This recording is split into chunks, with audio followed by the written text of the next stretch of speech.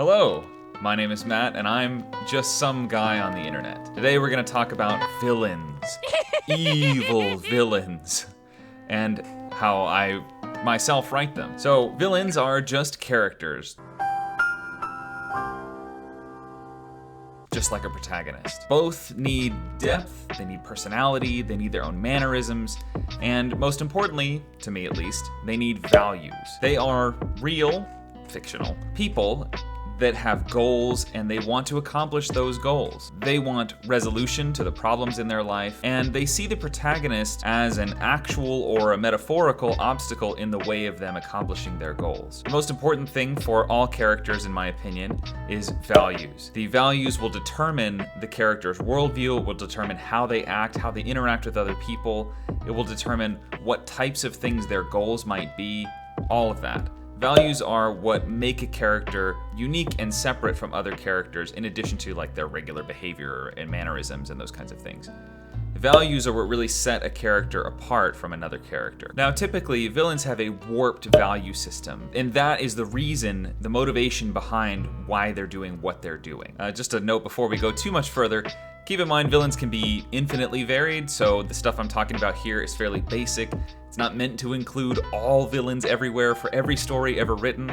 That's not the point. The point is to talk about these things in general terms and then talk about how I go about actually writing one. Oftentimes, villains believe that the ends justify the means. They believe that any action they take is appropriate as long as it accomplishes their end goal. They believe that any of those actions are justifiable as long as their end goal is good in their mind. Put in plain terms, this would mean that a character is perfectly fine with killing a puppy like Cruella de Vil, or burning down an orphanage or something else awful like that, as long as it meant they got to be mayor, or they got a nice fur coat out of it, or whatever their goal is.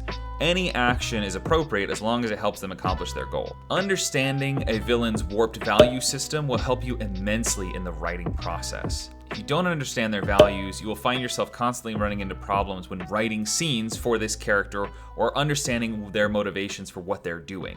Their values determine everything else. Very, very few people do evil for the sake of doing evil. The antagonist from Captain Planet, for example, polluted just to pollute. That doesn't really make any sense, and real people aren't like that. However, lots and lots and lots of people are misguided.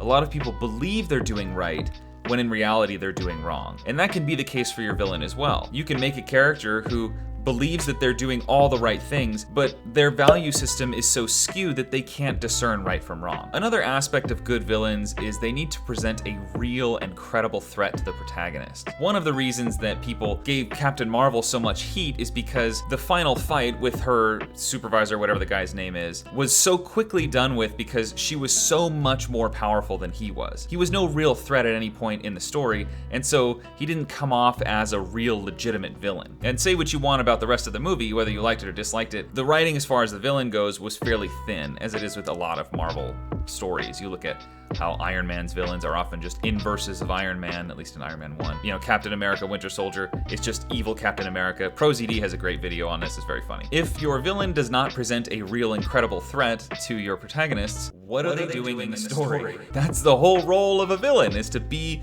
threatening, to be an antagonist, to go against the hero's goals. That's their whole job. So if they don't do that, why are they in the story? It doesn't mean they're a bad character. Maybe you can save the character and use it for something else, but they're not a villain to the protagonist of this story. Importantly, villains need a bit of humanity and relatability. The best villains are ones that you can understand and even maybe see things from their perspective somewhat, but just somewhat. They need to be able to be understood if you want them to have a real connection with the audience. Of course, this is excluding things like disasters, like the disaster movies 2012 or The Day the Earth Stood Still, or whatever, all those other things.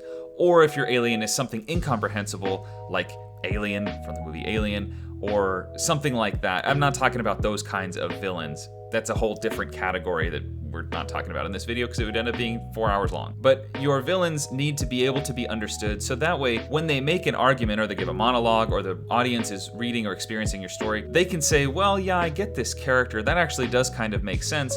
but it's not justifiable. The way they go about their goal is not okay. Sometimes their goal can also not be okay. It can be too evil, you know, they want to dominate the earth or whatever. But they need to have a goal that makes sense in some way to that character. Your villain can't be okay with theft one minute and suddenly not okay the next. They need to have some kind of internal consistency if they're going to be a sensible character. They need to stick by their values, whatever those values are, it doesn't matter, but they have to stick by those values no matter what, through everything. However, there is a serious thing to avoid when writing a villain. You should never try to justify their evil actions. Even if your villain is redeemed at the end of the story, their evil actions are still evil. It doesn't go back and retroactively make those evil actions okay. Think Anakin killing the kids in episode 3 of Star Wars, right? He actually went and killed those children. Even though Darth Vader was redeemed at the end of the story and eventually turned to the light side, he still killed the younglings. The act of killing the younglings simply cannot be justified, and you shouldn't try to. It's still an evil act. Justifying the evil action of a villain is not only morally questionable, but it also takes a lot of the focus away from the protagonist and confuses the story as far as who should be the central focus. The story is about the protagonist, not the villain. So now that we know what a villain is, thanks to my poor explanation, how do we write a villain?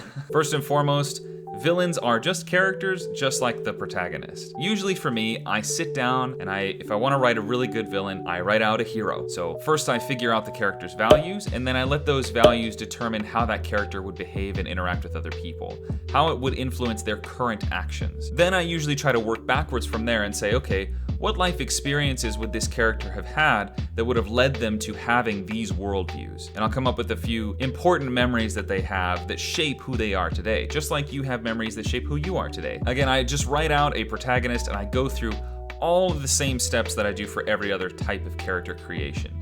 Follow that same thing and end up with a character at the end of it. Once I have written out this character and have really figured out their values, I pick one or maybe two aspects of the character that I believe to be essential to who they are, and I twist it. The twisting comes in a lot of different forms. I'll tell you my favorite, so this video is again not 4 hours long, and you can tell me your favorites in the comments, and maybe we'll do a follow-up video with this or something like that where I talk about a few other ways. But my favorite method of twisting a character and turning them into a villain is taking one of their values and making it the most important thing in their life, above everything else and way out of proportion. For example, let's say that we have a heroic character who really values their image.